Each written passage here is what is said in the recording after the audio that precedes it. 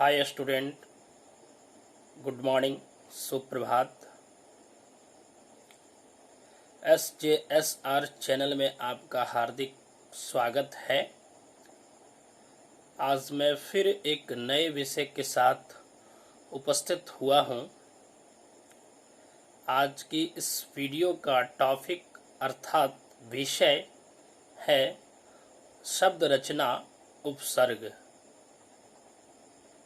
या कहें कि उपसर्ग के सहयोग से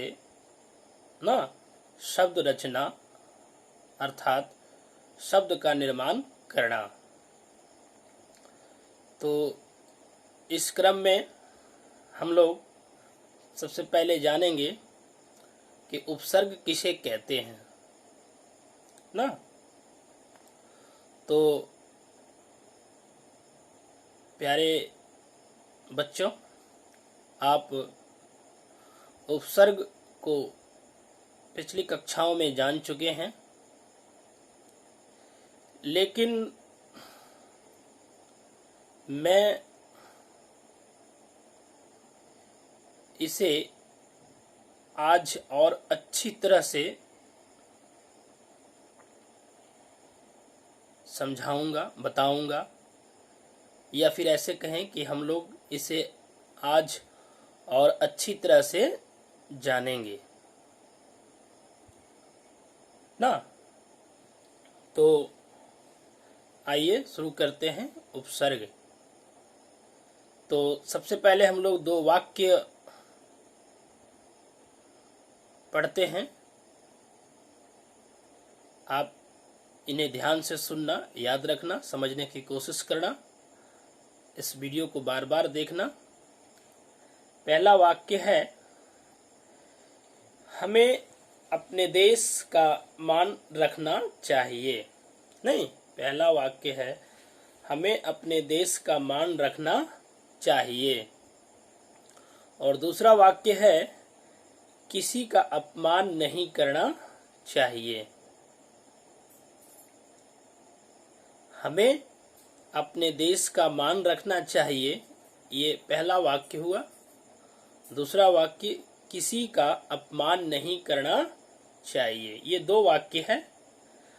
आप पहले वाक्य में देखिए, जहां मान का अर्थ इज्जत हो रहा है ना, जहां मान का अर्थ इज्जत है, और दूसरे वाक्य में हमें किसी का अपमान नहीं करना चाहिए, तो अपमान का अर्थ बेइज्जती हो रही है ना, बेइज्जती है। तो अब इन शब्दों में अंतर क्या है, आइए हम लोग इसे जानते हैं। तो अपमान शब्द में मान से पहले अप जुड़ा हुआ है ना। अपमान शब्द में मान से पहले अप जुड़ा हुआ है। अप शब्दांश का अर्थ होता है बुरा या विरुद्ध। नहीं, अप शब्दांश का अर्थ होता है बुरा या विरुद्ध। इसके जुड़ने से मान शब्द के अर्थ में परिवर्तन आ गया है ना। ऐसा क्यों हुआ है? ऐसा इसलिए हुआ है क्योंकि अप शब्दांश उपसर्ग है ना।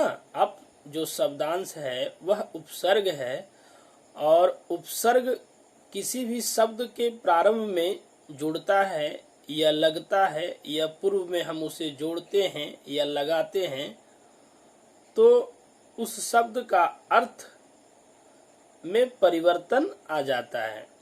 इसलिए ऐसा हुआ है ना। आइए इसको हम लोग फिर से दोहराते हैं। तो अपमान शब्द में मान से पहले अप जुड़ा हुआ है। अप शब्दांश का अर्थ होता है बुरा या विरुद्ध। इसके जुड़ने से मान शब्द के अर्थ में परिवर्तन आ गया है ना। ऐसा इसलिए हुआ है क्योंकि मान शब्द के पहले जुड़ा अप शब्दांश उपसर्ग है ना। जैसा कि मैं बताया था आपको पहले भी, फिर से बता रहा हूं। तथा किसी शब्द में उपसर्ग लगाने से उस शब्द का अर्थ में परिवर्तन हो जाता है, अर्थात अर्थ बदल जाता है। ठीक है, तो अब आप समझ गए होंगे। इसी तरह उपसर्ग लगाकर हम और भी शब्द बना सकते हैं। दूसरे शब्दों में हम उपसर्ग को इस प्रकार भी समझ सकते हैं कि जो शब्दांश मूल शब्दों से पूर्व जुड़कर, नहीं, जो शब्दांश मूल शब्दों से पूर्व जुड़कर उनके अर्थों को परिवर्तित कर देते हैं, वे उपसर्ग कहलाते हैं ना। अब हम लोगों को यहाँ देखना है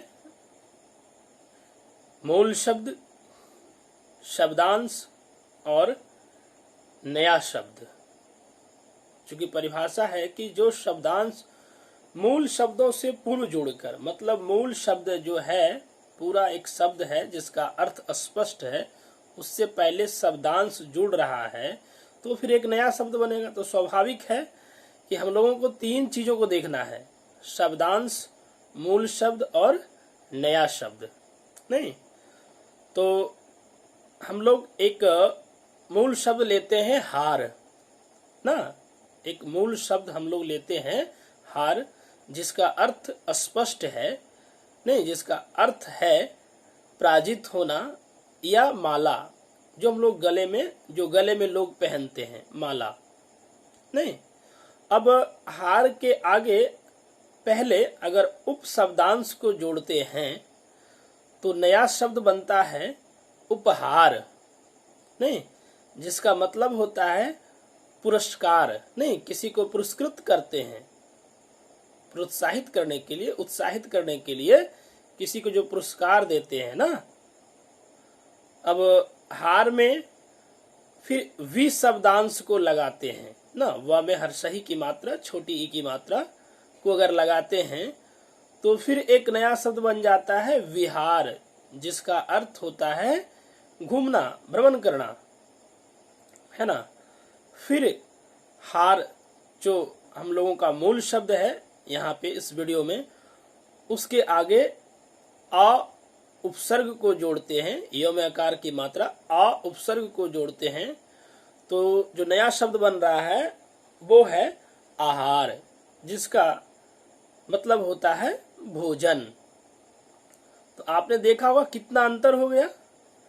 कहाँ हार मूल शब्द का अर्थ पहले पराजित होना था और माला था, नहीं, जो उपसर्ग लगने से, शब्दांश लगने से उपहार हो गया, विहार हो गया, हार हो गया।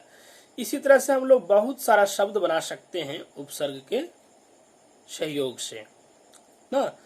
तो अब हम लोग जानेंगे उपसर्ग के भेद।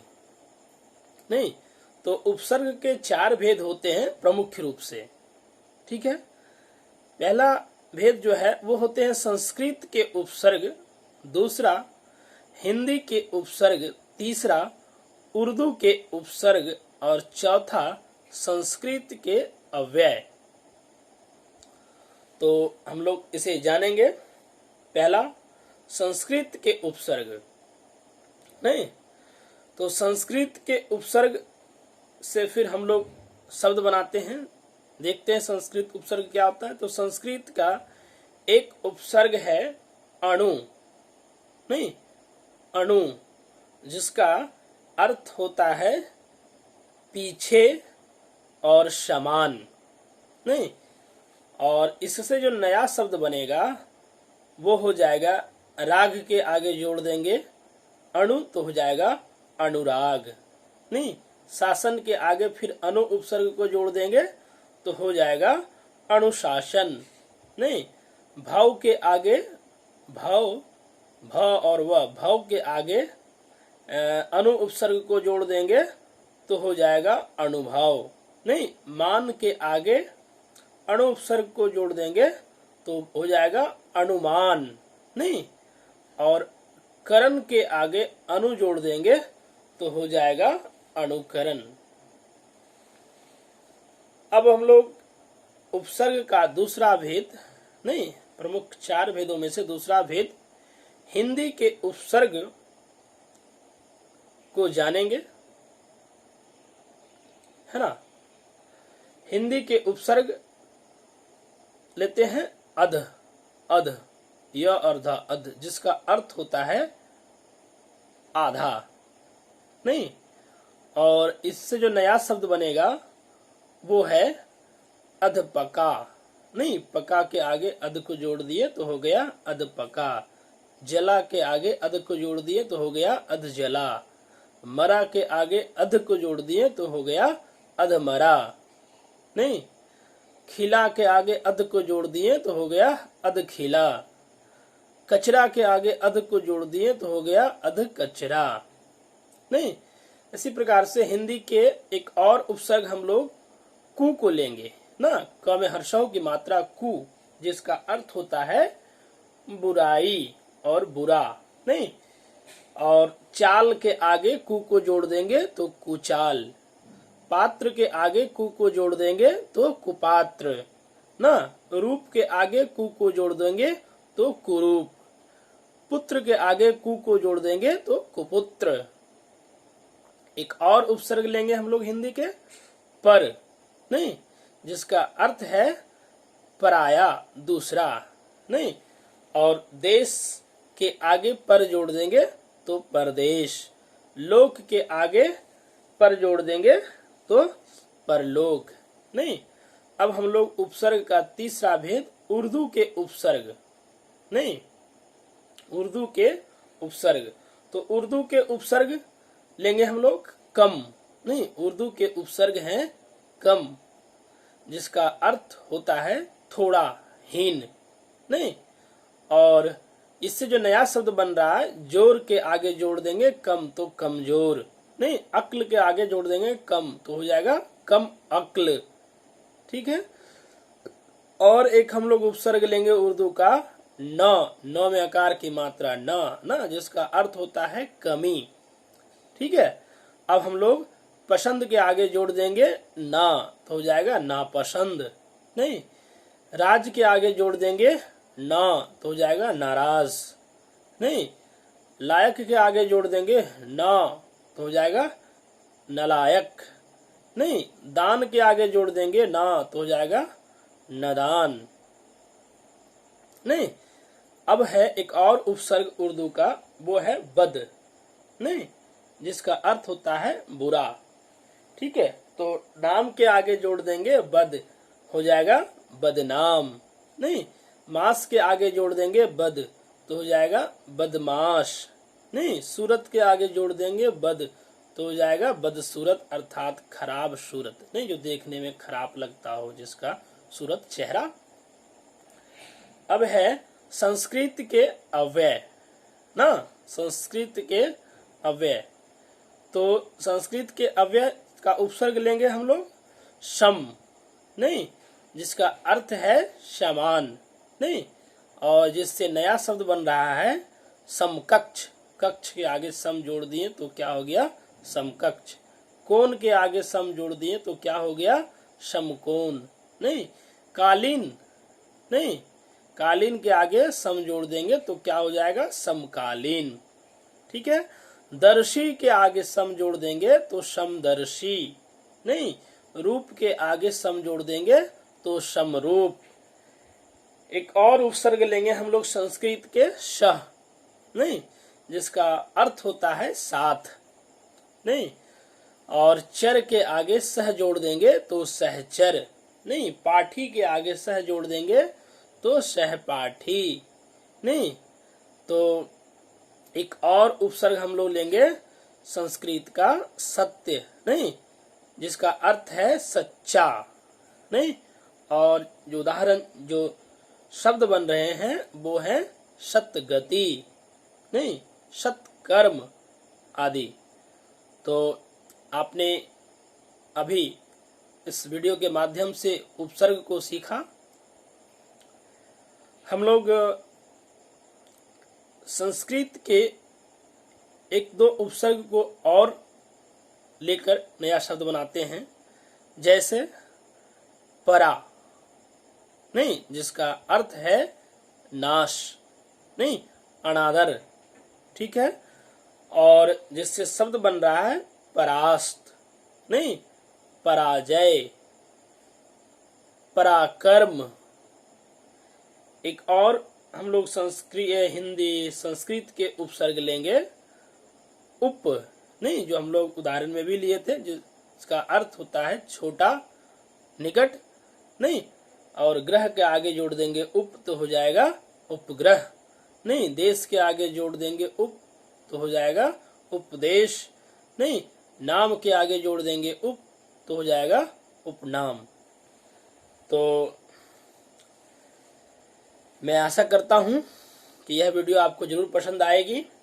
आप इसे बार बार देखें ना, और समझने की अथक कोशिश करें, और फिर हिंदी ग्रामर बुक से उपसर्ग चैप्टर, उपसर्ग पाठ को भी आप खोलें और अधिक समझने की कोशिश करें।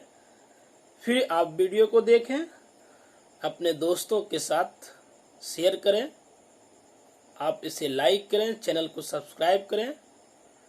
फिर मैं मिलता हूं आपसे नेक्स्ट वीडियो में, अगले वीडियो में, शब्द रचना के अंतर्गत प्रत्यय के साथ। तब तक के लिए धन्यवाद।